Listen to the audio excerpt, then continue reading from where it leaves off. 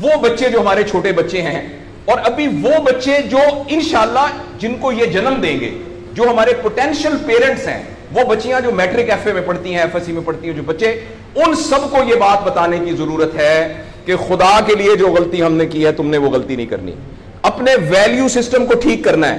میں نے سر ایک سٹڈی کی, ابھی وہ جاری ہے, تقریباً 1800 بچوں سے میں نے پوچھا تم کس جیسا بننا چاہتے ہو, اور یہ 8 سال سے کم عمر کے بچے کے.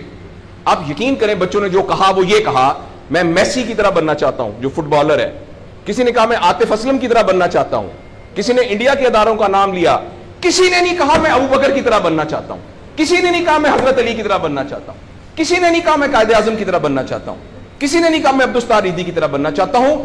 ایک بچی نے صرف کہا کہ میں حضرت فاطمہ کی طرح. میں نے اپنے یوٹیوب چینل پہ اس کا بچی کا انٹرویو لایا, چھوٹی سی بچی نے کہا میں پارک میں پھر رہی تھی, میں نے کہا بیٹا تم کیا بننا چاہتی ہو, کہتی میں حضرت فاطمہ کی طرح بننا چاہتی ہوں. تو میرے دوستو ہم نے اپنے بچوں کے رول ماڈل ہی غلط کر دیے ہیں. ہم نے اس لیے مجھے اور آپ کو بہت سیریسلی اس بات پر غور کرنا ہے. میں آپ سے عرض کروں ساؤتھ افریقہ میں تتلیاں ختم ہو رہی ہیں, لہٰذا تتلیوں کی نسل کو بچانا بڑا ضروری ہے. اچھا پانڈا ختم ہو رہا ہے, پانڈا کو بچانا بہت ضروری ہے. انسان پانڈا اور تتلیاں نہیں ہیں, انسان ختم نہیں ہو رہا ہے, انسان کا بچانا کوئی اتنا ضروری نہیں ہے, وہ پانڈا نہیں ہے. اس لیے اگر ہم اپنے بچوں کو یہ رول ماڈل نہیں دے سکتے تو مہربانی کر کے بچے نہ پیدا کریں. لیکن اگر ہم نے اپنی اولاد پیدا کرنی ہے تو وہ اولاد وہ پیدا کرنی پڑے گی اور اس کی وہ تربیت کرنی پڑے گی جن کا رول ماڈل وہ ہو جو حضرت عمر تھے, جو حضرت ابو بکر تھے, جو حضرت علی تھے, جو فاطمہ تھی, جو زینب تھی, جو خدیجہ تھی رضوان رضی اللہ عنہا. یہ ہمارے رول ماڈل ہمیں پیدا کرنے پڑیں گے, اور یہ تب ہوگا جب ہمارے اندر سے یہ دو چیزیں ختم ہوں گی. نمبر 1 ہم پیسے کی بنیاد پر اپنے آپ کو بڑا نہ سمجھیں, اور دوسرا یہ کہ ہم فرد کو فرد کے لیے تیار نہ کریں, فرد کو معاشرے کے لیے تیار کریں. میرا بیٹا تو 1100 میں سے 1100 نمبر لے کے ڈاکٹر بن کے ایک جگہ پر اسسٹنٹ پروفیسر لگا ہوا ہے, معاشرے کو کیا فائدہ ہوا ہے؟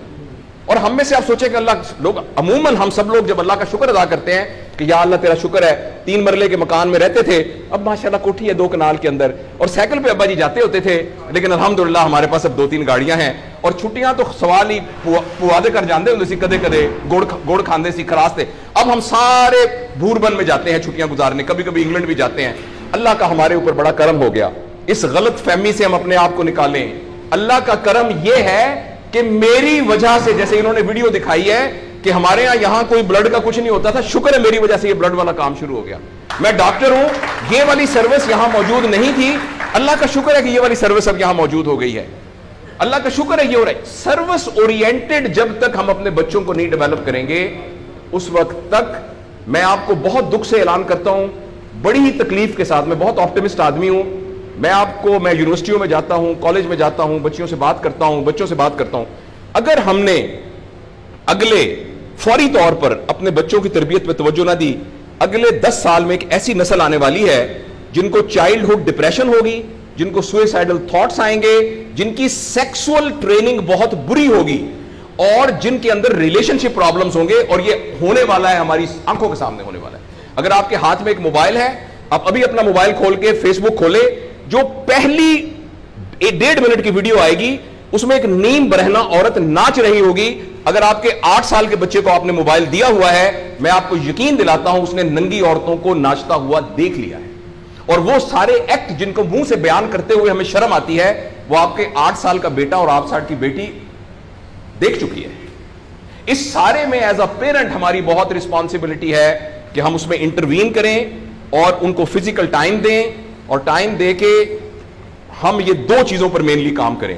تو انشاءاللہ العزیز ہمیں امید ہے کہ معاشرہ بچ جائے گا.